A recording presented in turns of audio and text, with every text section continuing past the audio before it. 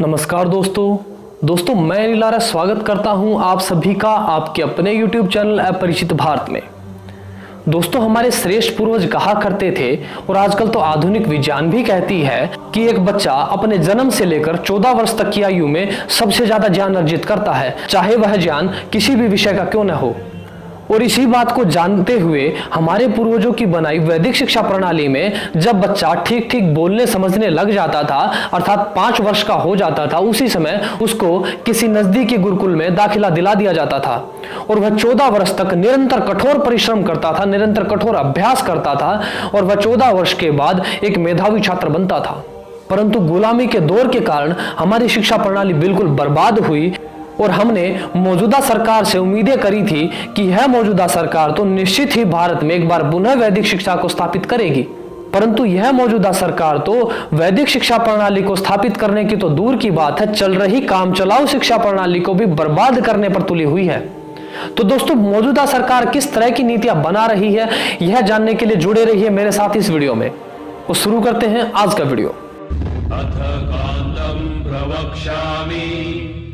कुंडली चेतनादिकं सहस्रनाम सकलम कुंडलिन्या प्रियम सुखम। दोस्तों भारत में बहुत बड़े बहुमत से जीती सरकार के केंद्रीय मानव संसाधन मंत्रालय के मंत्री प्रकाश जावड़ेकर कहते हैं कि 2019 में एनसीईआरटी का सिलेबस आधा कर दिया जाएगा और इसके पीछे वह कुतर्क देते हुए कहते हैं कि 8वीं 10वीं और 12वीं बच्चों की पढ़ाई बीए बीकॉम की पढ़ाई से भी ज्यादा होती थी, इसलिए अब वह बच्चों का बोझ कम करके शिक्षा प्रणाली को आधा करना जा रहे हैं।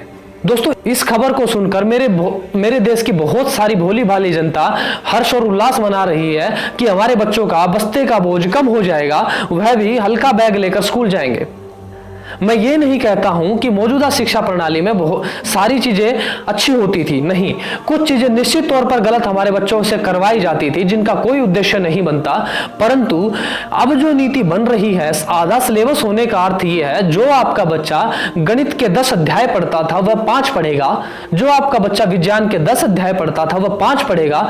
अर्थात जो बच्चा 10 अध्याय में जितना परिश्रम करता था अब उसको अपना परिश्रम आधा करना पड़ेगा और आपका बच्चा समय के साथ साथ अपनी विद्या से कटेगा और आलस्य प्रमाद की तरफ बढ़ेगा। और आलस्य प्रमाद की तरफ बढ़ेगा तो उन लोगों का सपना साकार होगा जो दानवीय लोग चाहते हैं कि पूरी दुनिया उनकी मुट्ठी में आए और पूरी दुनिया में भारत इकलौता ऐसा देश है जो उनके रास्ते का रोड़ा बना हुआ है, क्योंकि वो लोग ये जानते हैं कि भारत का डीएनए ही सबसे सर्वोत्तम है। भारत का युवक, भारत का छात्र सबसे ज्यादा मेधावी, सबसे ज्यादा तर्कशील होता है और इसको कैसे भी करके हमें खत्म करना होगा, तोड़ना होगा। और इसी के लिए मौजूदा शिक्षा प्रणाली को और भी ज्यादा खत्म किया जा रहा है उन्हीं के दबाव में जी रही भारत सरकार के द्वारा।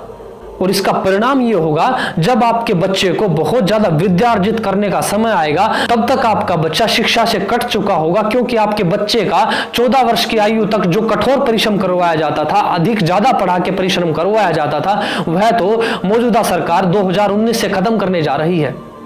तो दोस्तों ये आपको विचार करना होगा कि आपको अपने देश में वैदिक शिक्षा प्रणाली चाहिए या उन दानवीय लोगों की शिक्षा प्रणाली चाहिए जो भारत और पूरी दुनिया को अपनी मुट्ठी में करना चाहते हैं और इसके लिए वो हर प्रकार की चाल चल रहे हैं। तो दोस्तों भारत सरकार की आगामी शिक्षा नीतियों के बारे में आप क्या सोचते हैं ये मुझे कमेंट में बताइए और आप सभी को मेरा आज का वीडियो कैसा लगा ये भी मुझे कमेंट में बताइए। और अगर आप सभी को मेरा वीडियो अच्छा लगा हो तो वीडियो को लाइक शेयर पहले की तरह आप करते रहेंगे, ऐसी आप सभी से मेरी कामना है। तो दोस्तों आज के वीडियो में बस इतना ही और मेरे वीडियो को देखने वाले मेरे नए व पुराने मेहमानों से मेरी हाथ जोड़कर विनती है, जिन्होंने अभी तक चैनल को सब्सक्राइब नहीं किया और बेल आइकन को नहीं दबाया है वह चैनल को सब्सक्राइब करें, बेल आइकन को दबाएं और मेरे साथ जुड़े भारत को भारत की मान्यताओं के आधार पर फिर से खड़े करने की मुहिम में। तो दोस्तों आज के वीडियो के लिए बस इतना ही। अब मैं मिलूंगा आप सभी से अगले वीडियो में, तब तक आप सभी लोग अपना बहुत सारा ख्याल रखें। बहुत बहुत धन्यवाद, बहुत बहुत आभार सभी को। नमस्ते जी।